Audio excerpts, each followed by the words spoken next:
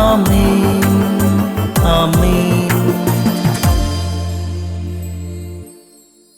യേശുവിന്റെ ഏറ്റവും പ്രിയമുള്ളവനെ, ജോഷുവയുടെ പുസ്തകം 7-ാം അധ്യായം 10-ാം വാക്യം. ദൈവമായ കർത്താവ് ജോഷുവയോട് പറഞ്ഞു, എഴുന്നേൽക്കുക, നീ എന്തിനിങ്ങനെ സാഷ്ടാംഗം വീണ് കിടക്കുന്നു. കേൾക്കുമ്പോൾ ഈ വാക്കിനകത്ത് ഒരു മടുപ്പ് തോന്നിയേക്കാം. നീ എന്തിനിങ്ങനെ സാഷ്ടാംഗം വീണ് കിടക്കുന്നു, എഴുന്നേൽക്കുക.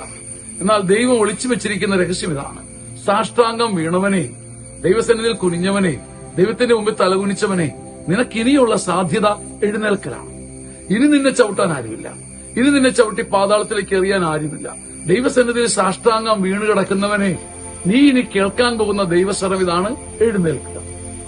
ഇനി നിനക്ക് കുഴിയില്ല, ഇനി നീ കുനിയില്ല, ഇനി നീ കരയില്ല.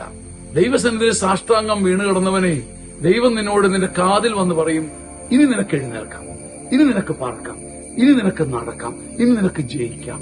ഈ വാഗ്ദാന വചനം സ്വീകരിക്കാനുള്ള ഭാഗ്യം ദൈവം നൽകട്ടെ. ആമേൻ.